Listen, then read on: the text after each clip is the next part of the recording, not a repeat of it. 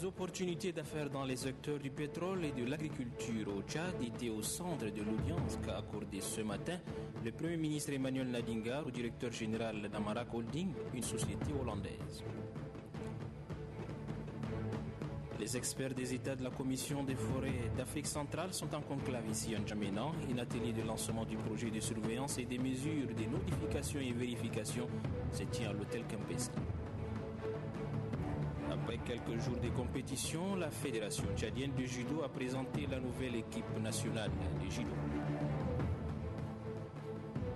Madame, Messieurs, bonsoir et bienvenue dans ce journal dominical. Le Premier ministre Emmanuel Nadingar a reçu ce matin le président directeur général d'Amarak Holding, une société hollandaise. Les opportunités dans les secteurs du pétrole et de l'agriculture au Tchad étaient au menu de l'audience. Ramad Dey Hassan nous fait le point. Le président directeur général de la société hollandaise Amarak Holding, Karel Albert, est venu présenter au Premier ministre Emmanuel Nadingar les activités que mène cette société néerlandaise au niveau international. Amarak Holding est une société qui intervient dans le secteur du pétrole et de l'agriculture. Le président directeur général d'Amarak Holding, Karel Albert, a fait remarquer que cette audience lui a permis de proposer aux autorités tchadiennes un partenariat économique afin de contribuer à développer les échanges commerciaux entre le Tchad et les Pays-Bas.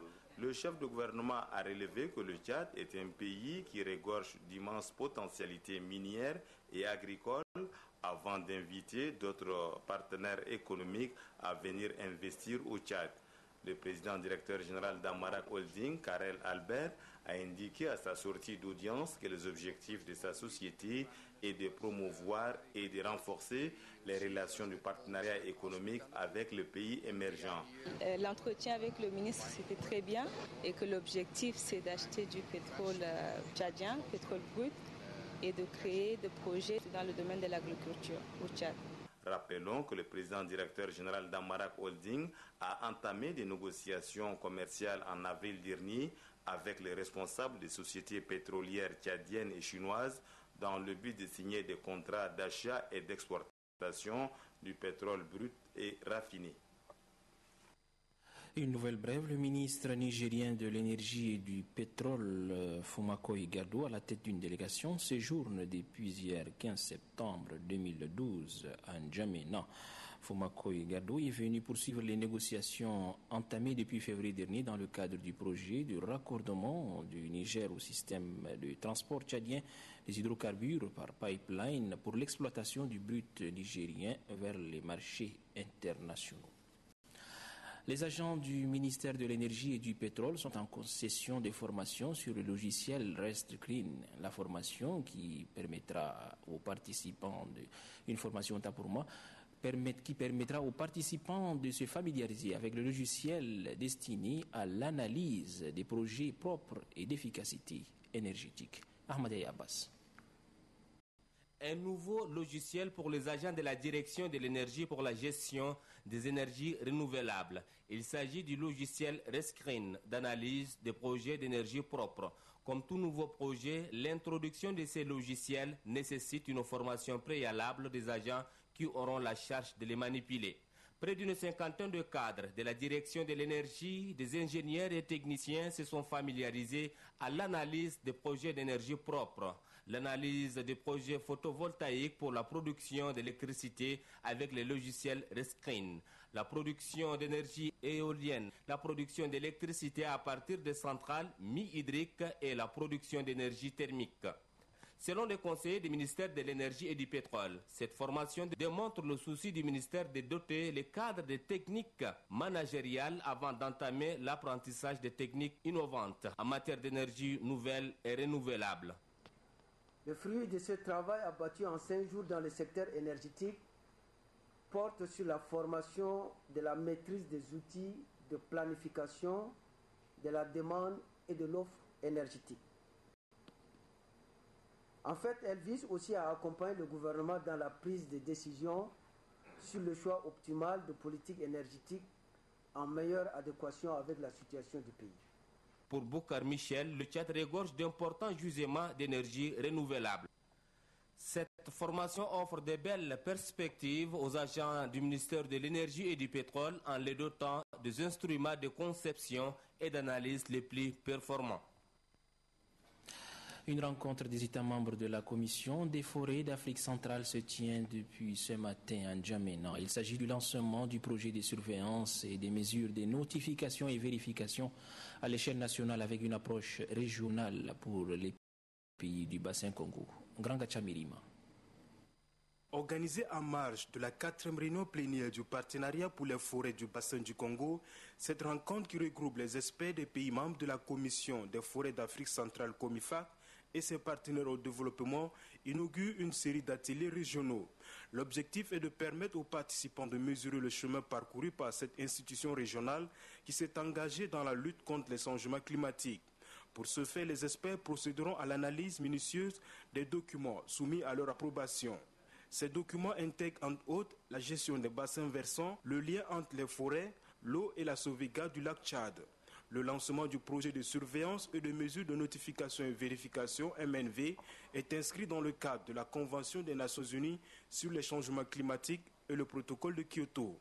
Ce projet est un fruit par excellence du PFBC car il s'inscrit dans le cadre de la contribution des partenaires à la mise en œuvre du plan de convergence de la COMIFAC, notamment au développement durable et à la gestion des écosystèmes forestiers et surtout de tous les types de forêts. Les résultats du projet axés sur la sensibilisation et la formation des parties prenantes, les arrangements institutionnels, la mise en place d'un système national de suivi des forêts concordent bien avec les objectifs et les priorités du gouvernement de la République du Tchad. Dans la mise en œuvre de ce projet au niveau global, le rôle de l'Organisation des Nations Unies pour l'agriculture et l'alimentation est crucial car elle a la responsabilité d'apporter une assistance technique fournie pour les résultats bien entendus et à la mesure de nos attentes. Pour le Tchad, ce projet s'inscrit dans le cadre de la mise en œuvre du plan de convergence de la Commission des forêts d'Afrique centrale et doit être mis en œuvre en synergie avec le plan d'action national de lutte contre la désertification, le plan d'action national sur la diversité biologique, le plan d'action national d'adaptation au changement climatique. La Commission des forêts d'Afrique centrale, conformément à son traité constitutif adopté en février 2005 à Brazzaville à l'occasion du 2e sommet des chefs d'État d'Afrique centrale compte 10 États membres. Il s'agit de la République du Burundi, du Cameroun, du Congo, de la République centrafricaine, du Gabon, de la Guinée équatoriale, du Rwanda, de Sao Tomé-Principe, de la République démocratique du Congo et du Tchad. Une mission du PNSA, Programme national de sécurité alimentaire, vient de séjourner à Durbali dans le département du Bagirmi, conduite par le superviseur des opérations des labours de la région. Cette mission est allée constater des visu l'état d'évolution des champs dans cette région. Ahmad Abbas. La mécanisation de l'agriculture et l'augmentation de la production agricole de la campagne en cours préoccupent les plus hautes autorités du pays. Ici, nous sommes à Angoudoum, village situé à 7 km de Durbali dans le département du Bagirmi. Sur le terrain, les plantes poussent bien sans aucune attaque des ennemis de la culture. Ce sont des champs de sorgho, de niébé, de gombo et maïs, labourés par des tracteurs mis à la disposition des producteurs par l'État. Dans les différents champs visités, les producteurs s'activent à sarcler les herbes restantes. Au vu des résultats obtenus, les chefs traditionnels et producteurs expriment leur reconnaissance au président de la République, Idriss Déby Itno. Avant, les gens travaillaient avec la houe, avec le charrue, mais maintenant, comme le gouvernement, le président, a envoyé envers la population de tracteurs, ça nous a beaucoup soulagés. Pour les responsables de l'ONDER de Durbali, l'agriculture est considérée comme un secteur clé du développement socio-économique du pays. Sa mécanisation contribuera à l'amélioration des conditions de vie de la population. À la faveur de cette mission, les producteurs ont exprimé leurs besoins au chef de la mission du Programme national de la sécurité alimentaire. Il souhaite l'augmentation des tracteurs pour la prochaine campagne agricole, l'encadrement des producteurs et surtout la formation des tractoristes.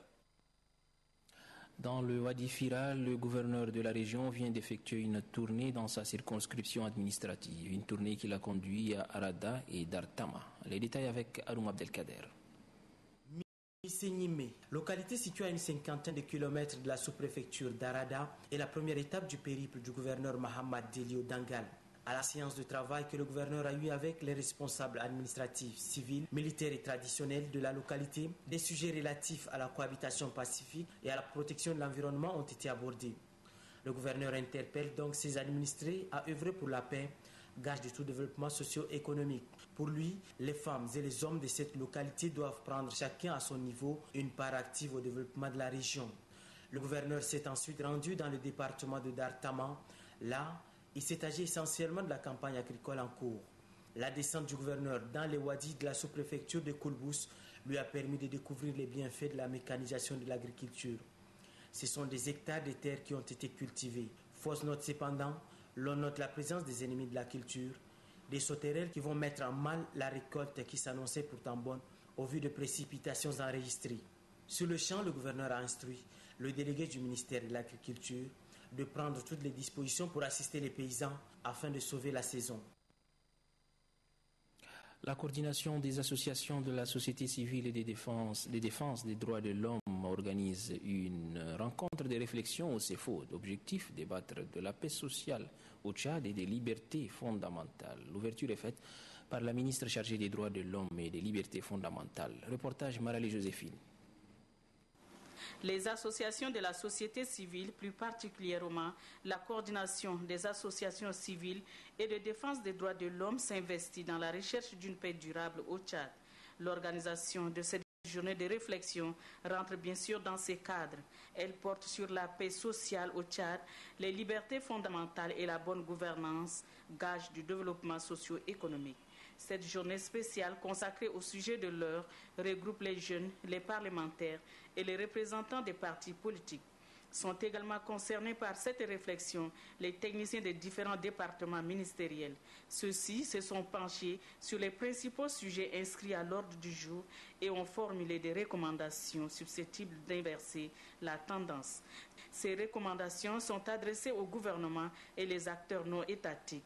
Il s'agit entre autres de préserver la paix sociale, de faire valoir la loi 30 relative au contrôle du prix et de définir clairement le mécanisme d'accès des jeunes au Fonds national d'appui. Le coordonnateur national de la CACIDO, après avoir justifié la tenue de cette rencontre, appelle les uns et les autres à une synergie d'action.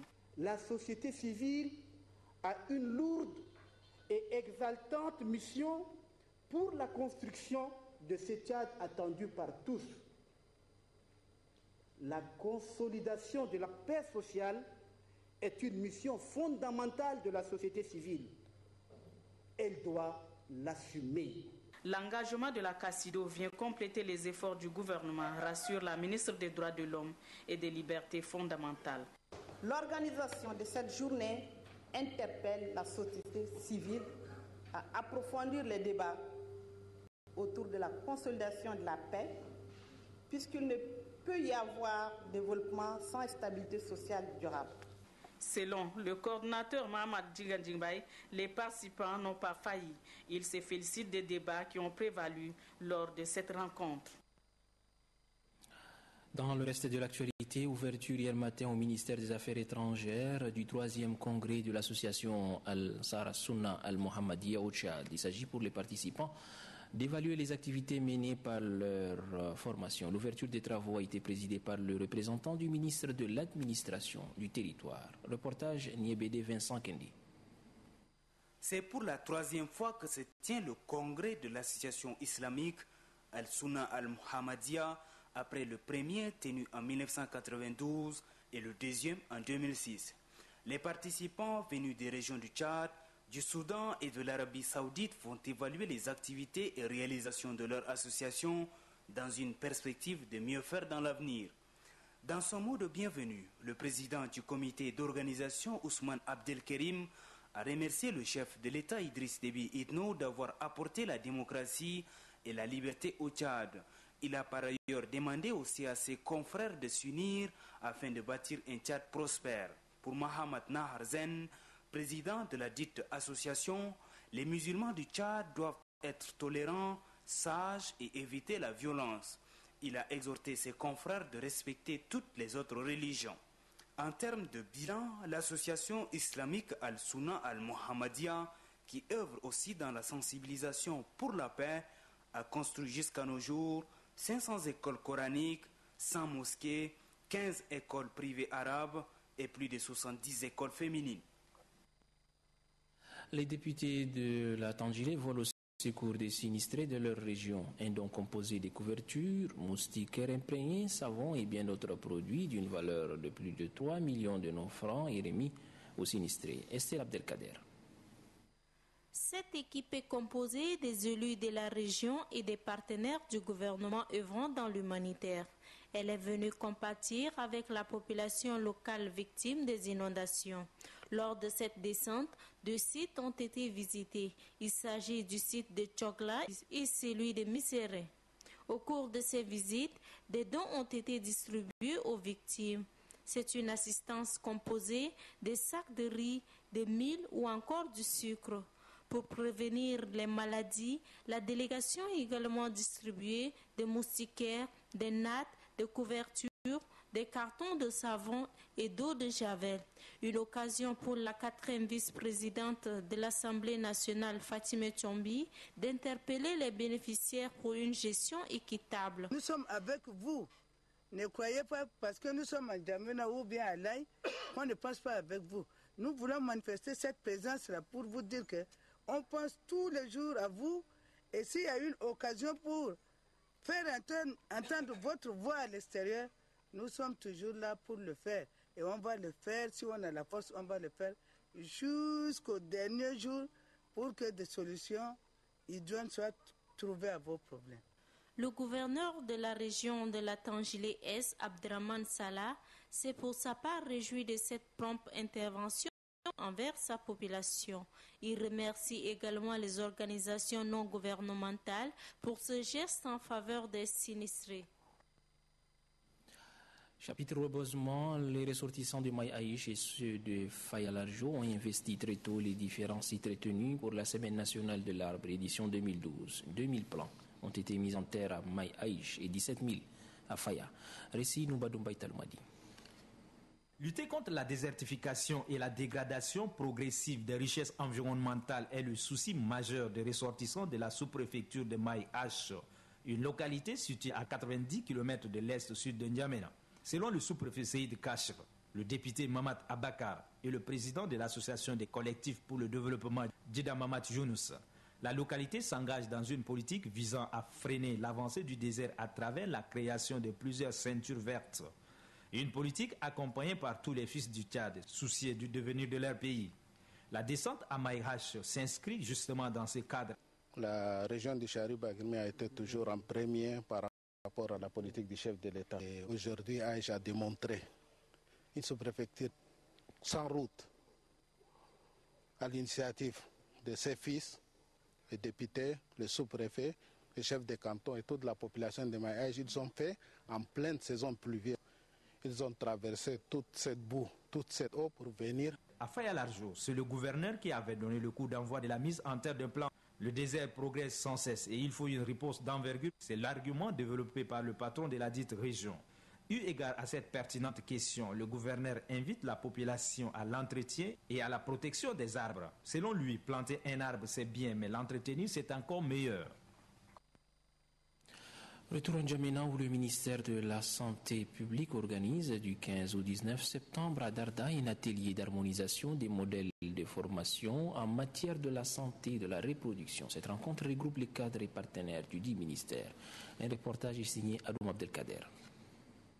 C'est pour réduire considérablement le taux de mortalité maternelle, infantile et néonatale que le ministère de la Santé publique et ses partenaires recherchent une nouvelle stratégie. Il est question de mettre en commun les différents plans d'action élaborés par le gouvernement, les organismes nationaux et les partenaires afin d'atteindre les résultats escomptés. L'opportunité que la DCRV nous donne, c'est de nous mettre tous d'accord sur les différentes thématiques dans lesquelles nous travaillons pour que nous puissions tous travailler non pas selon les agendas de nos organisations, mais selon les agendas du gouvernement tchadien qui, au travers du ministère de la Santé, doit nous orienter par les conseils et les orientations techniques de la DSRV.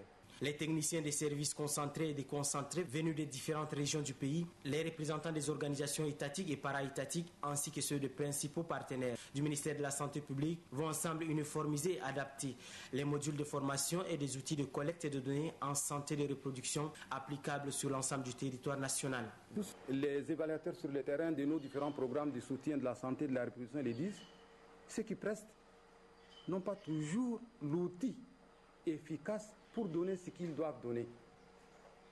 Il est du devoir donc du ministère de la Santé publique et de ses partenaires de se pencher sur le module qui existe et de donner un nouvel élan à la formation et à la qualité de la formation.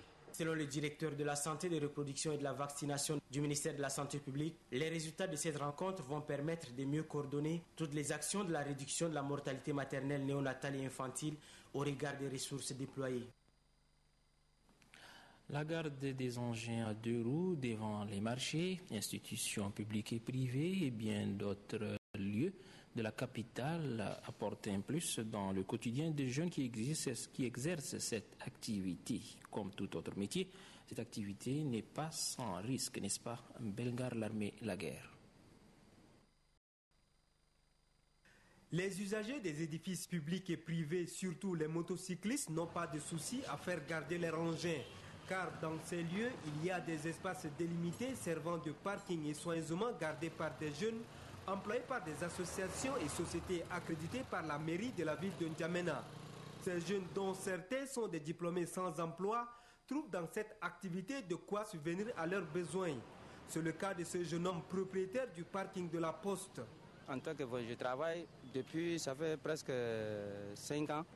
Jusqu'à présent, je débrouille avec quoi. Vous voyez, même si c'est 50 motos, ce n'est pas tout le monde qui me donne. Parfois, les gens qui viennent ici, ils sortent et disent que je n'ai pas 5 francs et je les laisse partir. Parce que je sais que prochainement, ils vont venir. Ngaradoumri Ngarbaï, membre de l'association des diplômés sans emploi, se plaint du comportement de certains motocyclistes. Il y a certains qui comprennent le but du travail que nous faisons. Mais tandis que d'autres viennent avec des menaces. Ils viennent, ils te disent, pourquoi ils sont obligés de te donner de l'argent, or que tu leur rends service. Toute la journée, tu es debout. Et en contrepartie, ils doivent te remettre quelque chose au moins pour subsister. Cet ancien étudiant de Hectad, employé comme superviseur à la société Bingo, une société qui excelle dans le domaine des gardiennages de motos, se réjouit de son travail malgré les difficultés. Vous-même, vous savez que la vie en N'Djamena est difficile. Sinon, si on reste à la maison, on ne peut pas. Donc avec ça, on se défend. Pour bien assurer la sécurité des engins, ces gardiens utilisent des tickets afin d'identifier les motos et cela moyennant une somme qui varie de 100 à 250 francs CFA par endroit. Mais certains usagers de ces parkings estiment que ce droit de garde est trop élevé.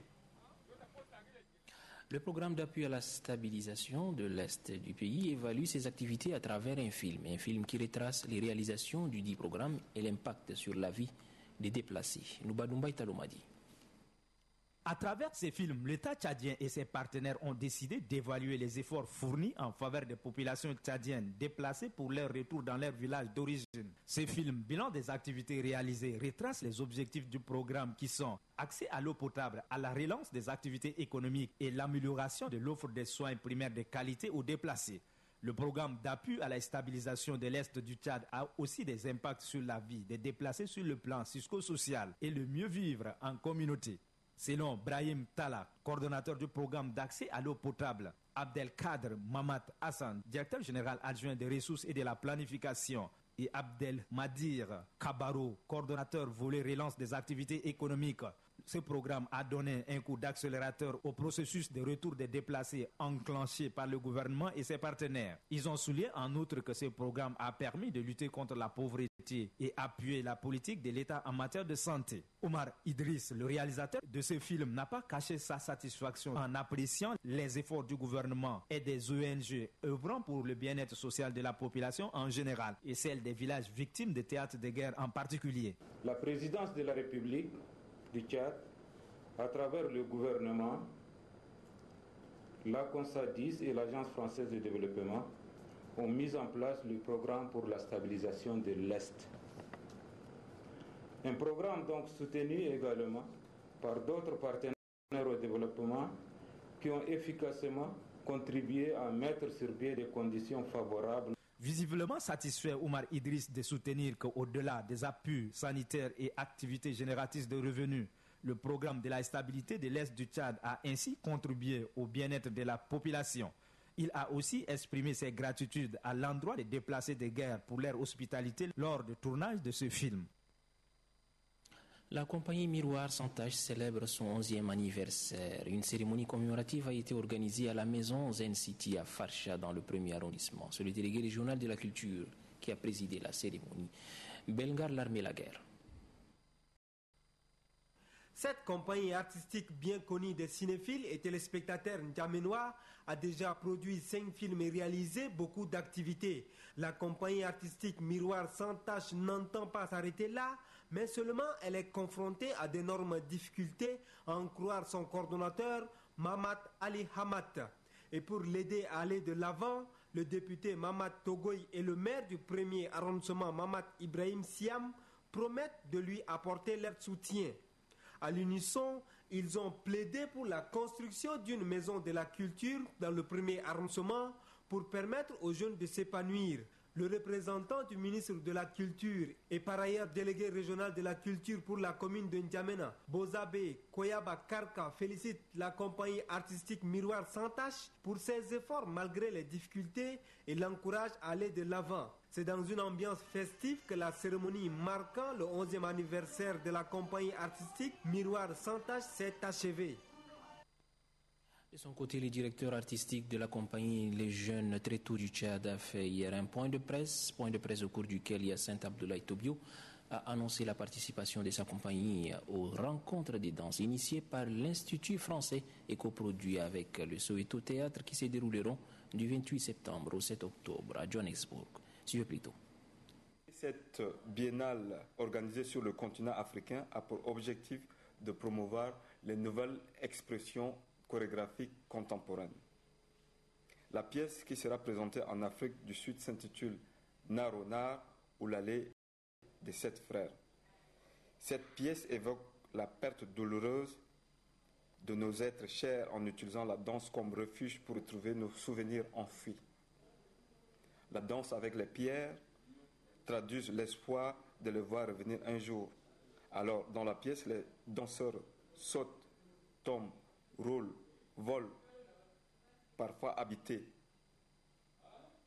Cette pièce cautionne aussi l'absurdité de la réalité quotidienne de voir nos concitoyens mourir jeunes et soulève aussi la question de moyenne d'âge au Tchad qui est de 46 à 50 ans.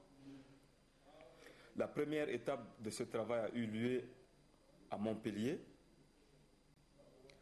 lors de laquelle nous avons eu la collaboration avec une violoniste espagnole qui s'appelle Carla Del Campo. La deuxième étape de travail qui a lieu présentement au Tchad se déroule à Guest House Chaba. Je voudrais souligner la coproduction de la compagnie Art Incidence à travers Annabelle Guéredra, qui a coproduit cette pièce avec sa compagnie et la compagnie Les Jeunes Très Tôt.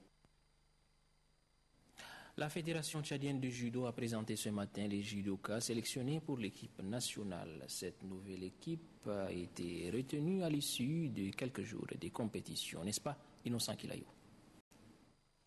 C'est une sélection qui a été faite à l'issue des compétitions intenses organisées par la Fédération tchadienne de judo. Ainsi, ce sont les meilleurs judokas de chaque catégorie qui sont retenus dans la nouvelle équipe nationale. Pour le président de la Fédération tchadienne de judo, l'effectif de l'équipe nationale actuelle a été rajeuni. L'équipe nationale est renouvelée presque à 50% avec de nouvelles équipes. Ça prouve que le judo tchadien est en train d'évoluer et que nous constatons qu'il y a de nouvelles concurrences qui arrivent avec beaucoup de force. qui viennent bousculer la hiérarchie du judo de l'équipe nationale. Parmi les jeunes judokas qui ont intégré la sélection figurent Ahmad Ramadan et mademoiselle Remadi Mastabey. Ces deux judokas viennent de faire leur tout premier pas dans la sélection nationale. Je viens d'intégrer l'équipe nationale. Mes ambitions, c'est défendre les colères et puis mouiller les maillots pour les 11 000 Tchadiens. Et ça me fait vraiment fier d'être première fois dans l'équipe nationale. Donc c'est vraiment une joie, une grande joie pour moi. Les 16 judokas sélectionnés prépareront le championnat d'Afrique de judo cadet et junior. Ce championnat aura lieu en octobre 2012 au Botswana. Et puis avant de nous séparer, je vous donne la lecture de ces deux décisions du mouvement patriotique du salut au terme de décision qui porte le numéro 020 de la décision, autant pour moi qui porte le numéro 024. Il est convoqué un 5e congrès ordinaire du mouvement patriotique du salut dont les assises se tiennent le 19, 20 et 21 octobre 2012 à N'Djamena. Le 5e congrès ordinaire est organisé par un comité dont la création et la composition sont fixées par décision du secrétaire général. Au terme de la seconde décision, numéro 025, il est créé un comité d'organisation du 5e congrès ordinaire du MPS, convoqué pour le 19, 20 et 21 octobre 2012 à N'Djamena. Le comité d'organisation est composé comme suit: président Moussa Khadam, premier vice-président Jimrangar Dadnadji Joseph, deuxième vice-président Ahmad Taboy, rapporteur général Mohamed Hissène, premier rapporteur adjoint Kalzebe Paimi Debeu, deuxième rapporteur adjoint Fatime Tchombi Djimadingar, troisième rapporteur adjoint Mohamed Ahmad Choukou, quatrième rapporteur adjoint Laouna Gong Raoul, cinquième rapporteur adjoint Aziz Mohamed Sali. Le comité d'organisation est assisté des commissions thématiques et organisationnelles dont la détermination du nombre et la désignation des membres sont fixées par décision du président du comité. Voilà, c'est ici que s'achève ce journal télévisé en français. Merci de l'avoir suivi, bonsoir et à demain. Plaisir à Dieu.